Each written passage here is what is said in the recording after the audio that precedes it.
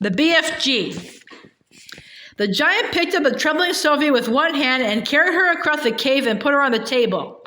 Now he really is going to eat me, Sophie thought. The giant sat down and stared hard at Sophie. He had truly enormous ears. Each one was as big as the wheel of a truck, and he seemed to be able to move them inwards and outwards from his head as he wished.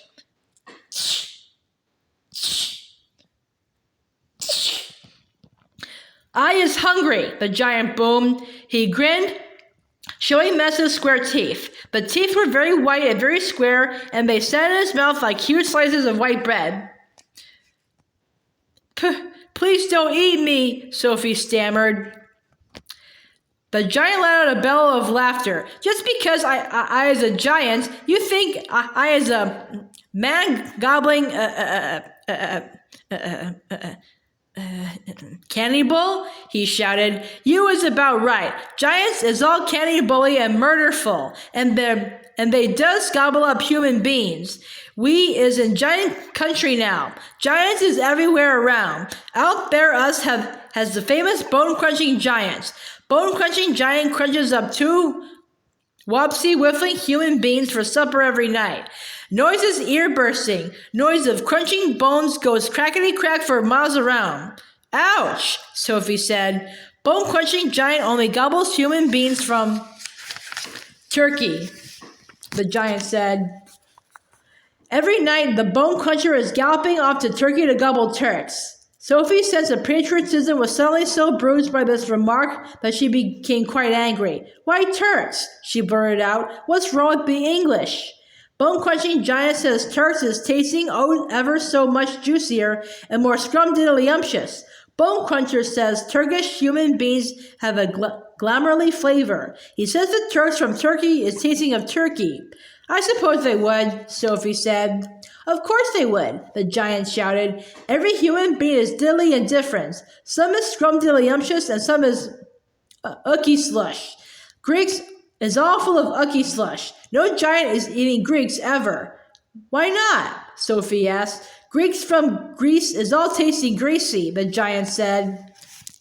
I imagine that's possible too, Sophie said. She was wondering with a bit of a tremble what all this talking about eating people is leading up to. Whatever happened, she simply must play along with this peculiar giant and smile at his jokes. But were they jokes? Perhaps the great brew was just working up an appetite by talking about food. As I am saying, the giant went on, all human beings is having different flavors. Human beings from Panama is tasting very strong of hats. Why hats? Sophie said. You is not very clever, the giant said, moving his great ears in and out. I thought all human beings is full of brains, but your head is emptier than a bundongle. Do you like vegetables? Sophie asked, hoping to steer.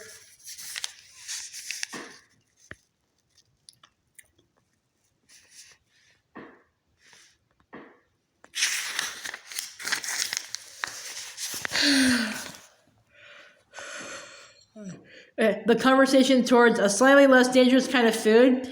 You is trying to change the subject, the giant said sternly. We is having an interesting babblement about the taste of the human being. The human being is not a vegetable. But the bean is a vegetable, Sophie said. Not the human being, the giant said. The human being has 2 legs and the vegetable has no legs at all. Sophie didn't argue anymore. The last thing she wanted to do was to make the giant cross. The human being, the giant went on, is coming in zillions of different flavors. For instance, human beings from Wales is tasting very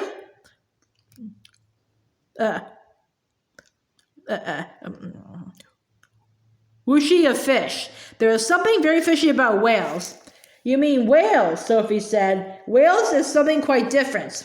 Whales is whales, the giant said. Don't gobble funk around with words. I will now give you another example. Human beings from Jersey have a most disgustable woolly tickle on the tongue, the giant said. Human beings from Jersey is tasting of cardigans. You mean Jersey, Sophie said. You're once again gobble-funking, the giant shouted. Don't do it. This is a serious snitching subject. May I continue? Please do, Sophie said. Danes from Denmark is tasting ever so much of dogs, the giant went on. Of course, Sophie said, the taste of Great Danes. Wrong, cried the giant, slapping his thigh. Danes from Denmark is tasting doggy because they're tasting of Labradors.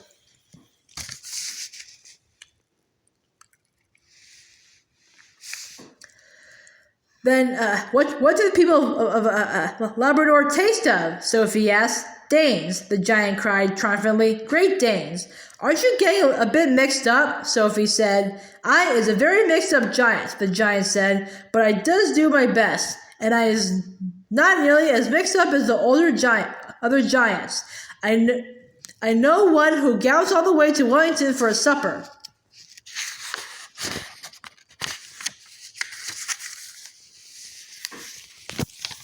Wellington?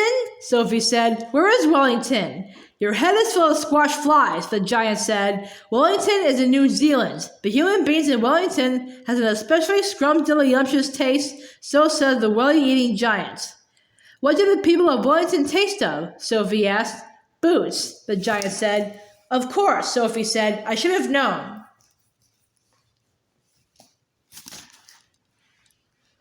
Sophie decided that this conversation had now gone on long enough. If she was going to be eaten, she'd rather get it over and done with right away than be kept hanging around anymore. What sort of human beings do you eat? She asked, trembling.